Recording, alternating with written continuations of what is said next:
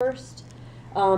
In terms of assistance to civil society organizations, again, there's so many different organizations that are working. And there's some that support organizations in the country, and there's some that support organizations outside the country. When I was at NED, I worked on Egypt and Libya. And I started there in 2008, so it was before the Arab Spring. Libya, completely closed. Absolutely no way, no civil society, no way to support organizations on the ground. So it was a very small program, and we supported organizations that were mostly outside of the country that were working on things like creating a platform for free expression. So at the time, there were three programs that were supported. One of them was an online magazine on transparency and accountability. One was an online newspaper, just providing independent news. And the third was an online think tank. So, and it was in Arabic. So, and most of the time they were blocked in the country. But the idea of supporting those, and these are very small grants, but the idea of supporting that was to just keep the conversation going, Whereas Egypt, even though it's very restrictive, there still was a civil society in Egypt. So it was still possible to do some work in Egypt. It was definitely limited. And in Egypt, you have to differentiate between the registered NGOs and the civic companies and law offices. Because in Egypt, because the NGOs were under a lot of pressure, there were a number of different ways that they registered to try to circumvent that. And both, I think most of the donors had no issue what entity they supported, so long as there was a real board of directors and there was a real institution there.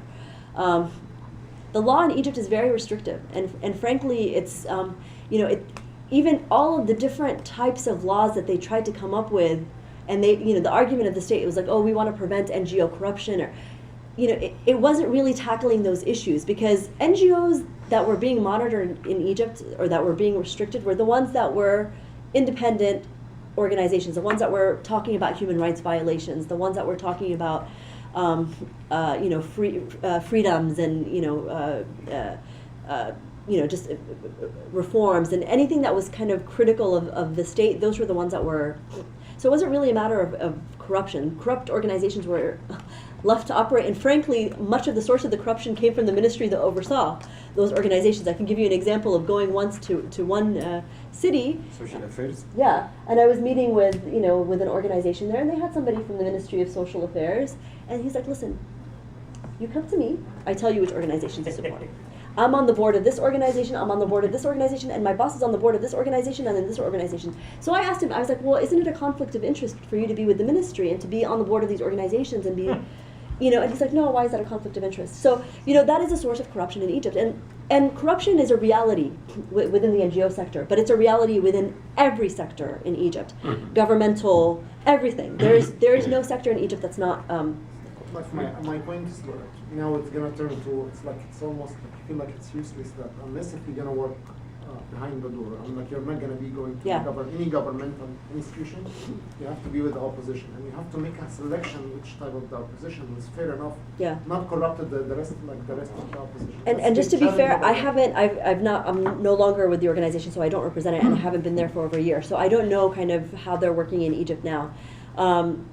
But I think, and also the other groups NED was not part of the trial because NED did not have a presence, and NED did not do activities. It was an external donor, like many. The groups that were part of that trial were the ones that were on the ground with staff on the ground and had programs on the ground. With NED's money? No, they actually didn't have NED money. That's a common misconception. The way the NED worked is it's a partnership of 5 organizations. So NDI, IRI, the Center for International Private Enterprise, and Solidarity Center, they're all part of the NED family. But they also seek funding from other sources. So they only generally use NED funding when they don't have other sources of funding for their programs. But NDI and IRI mostly had U.S. Funding for their program in Egypt. They didn't have NED funding for their program in Egypt. They had NED funding for other programs, but not specifically for Egypt. But in terms of how do you work in a closed society, I think that's a very, very important question. And if I were making recommendations on how do you support independent civil society in a closed environment, like what we're probably going to see in Egypt, I think there's a number of ways to do this. First, I don't think you should give up on trying to push for official approval or space for NGOs. I think that is a battle that needs to continue to be fought. So I think that they need to push for an independent NGO law. They need to push for, there needs to be local advocacy efforts in that regard.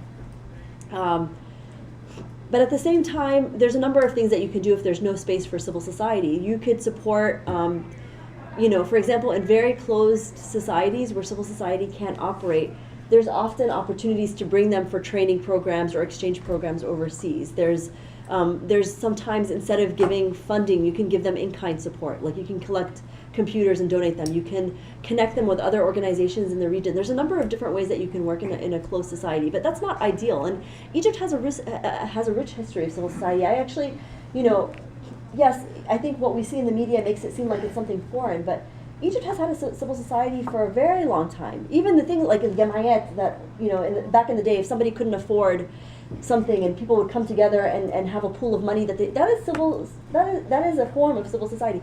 In Niqabat, the professional associations, these are also, they have a long history in Egypt. Faith-based organizations and charities, they have a long history in Egypt. So I think, it would be a shame to lose that space for civil society, and there needs to be a push locally to make sure that that space remains. Question probably related to this. When you set a mission, you have an objective, right? How do you measure success in your objective? Okay, so in that particular example, for example, when I worked in it, and again, things may change and different people do things differently, but the strategies and the priorities were always set by local partners. So, we would regularly have conversations with local civil society activists and say, okay, well, what are the priorities? Us as a donor, what do you think we should support? And based on that, we would say, these are the areas that we want to support. So, for example, accountability and transparency was a big priority. One thing that I really was hoping to support in Egypt was the establishment of independent think tanks, because that is critical. Independent Think tanks and policy centers, like real centers that study issues from an objective perspective, from a nonpartisan perspective, and look at things like economic reform, look at subsidies. What are the different policy solutions that we can take to deal with the subsidy issues in Egypt? What are the different, policy solutions we can take to deal with security sector reform in Egypt? But so these are all areas that you can work on that are safe. And the other thing, just to go back to your question, there are areas that you can work on that are not controversial. When there's space, when there's no space, you have to work with what you have. So if now is the time to only work on economic development and you can work on policy issues around economic development, that still opens the door. So long as you have that place where you're training civil society to engage on policy discussions, even if it's the policy discussions that they can have right now, that opens the door to later. Like everything is incremental, things happen in steps. How can we do that if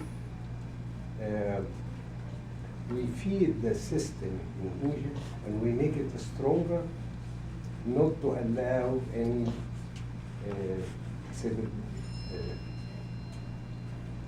society. Civil society. What do you in mean? Saudi In what Arabia, sense? Yeah. We support the Saudi Arabia. Yeah. We support the Mubarak. Yeah. We supported Shah of Iran and all this. And what can we don't we have obligation here, NAD or so, to communicate with the American government to change policy, foreign policy? But again, as I mentioned to you, all organizations have their scope. So that is actually outside of their scope. It's just not what they do. I mean, it's like you are feeding a monster, and at the same time you are trying to save the leader. And I think that's where we need to, and again, this is why civil society is important. There is a difference between independent organization and government agencies and government institutions. There is a difference there.